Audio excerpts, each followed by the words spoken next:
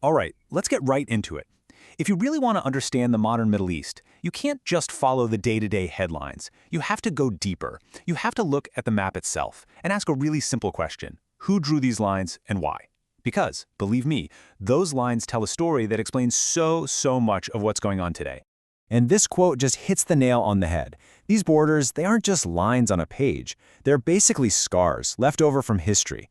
They're a record of 100 years of conflict, of backroom deals, and promises that were made only to be broken. So yeah, that's the big question we're going to dive into here. We're going to peel back the layers of this modern map to see the world that existed before it, and to understand how its violent redrawing created conflicts that are still echoing, even now.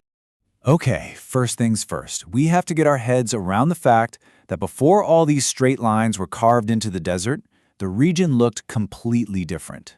For centuries, the Ottoman Empire had created what some historians call a long peace, and it governed this huge, incredibly diverse society. The way the Ottomans managed all this diversity was actually pretty fascinating. They used something called the millet system.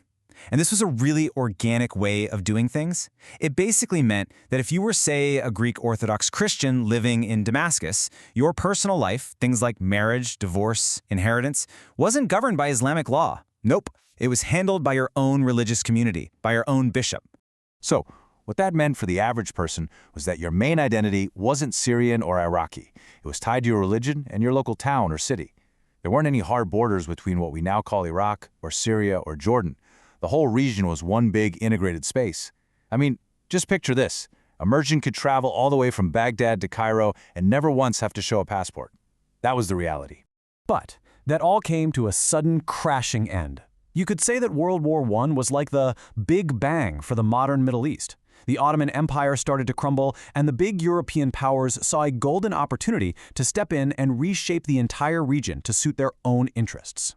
And this is where the Great Betrayal really kicks off. On one hand, you have Britain out in the open promising Arab leaders their own independent Arab state if they would just help fight the Ottomans. But at the exact same time, behind closed doors, they were making a secret deal with France to do the complete opposite.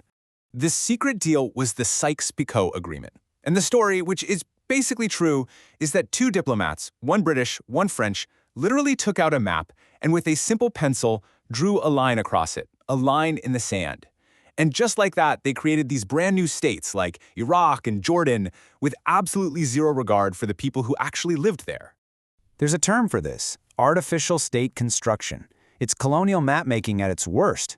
They just lumped together different ethnic and religious groups who'd never been part of the same political community before, and at the same time, they split other communities, like the Kurds, across several of these new countries.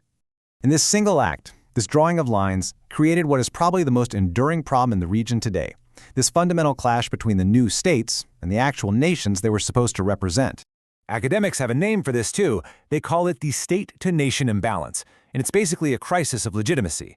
It's when the official borders of a country, the state, feel fake, they feel imposed from the outside, because they just don't match up with the people's real sense of who they are, their shared identity, the nation. This is the source of so many conflicts. Let's break that down a little. On one side, you have the state. Think of it as the artificial box, the colonial legacy, defined by those lines on the map. And on the other side, you have the nation. That's the organic feeling of belonging, that sense of we, rooted in a shared history that those new borders just completely ignored. This tension has been playing out for over a century now. Now this leads us to something really fascinating, a modern paradox. If pretty much everyone agrees these borders were a colonial crime, why on earth are they now defended so aggressively by the very governments that used to condemn them? I mean, it's a great question, right? It just doesn't seem to make any sense. You would think there'd be a constant push to redraw the map, to make it more authentic, more real. But in fact, the exact opposite is true. Well, the answer really comes down to cold, hard pragmatism. First, nobody wants to open Pandora's box. You change one border, and suddenly every border's up for grabs. It could unleash chaos. Second, the power of the governments in charge today is completely tied to the states they rule. And third, the entire international system, global recognition, foreign aid, you name it, it's all built on respecting the borders that already exist. So the paradox is that these post-colonial countries are now forced to become the biggest defenders of the very colonial structure they inherited. And that sets the stage for today, where millions of people are trying to navigate their lives inside these spaces that still feel contested. And get this, A staggering 60% of the population in the region is under the age of 30. We're talking about a generation that has only ever known this map, and frankly, they are now the ones questioning the very structures their parents and grandparents inherited. They're living in a completely different world, you know? A world where technology and travel and new ideas are starting to make those old colonial lines feel more and more irrelevant. This generation is trying to build a new identity for themselves, one that makes sense for the 21st century, not the 20th. Which leaves us with this one big, lingering question. History creates paths that are hard to get off of. Those decisions made back in 1916 still shape the choices available today. But as a whole new generation takes the lead, you just have to wonder, can you ever truly erase a line that was drawn in the sand a century ago?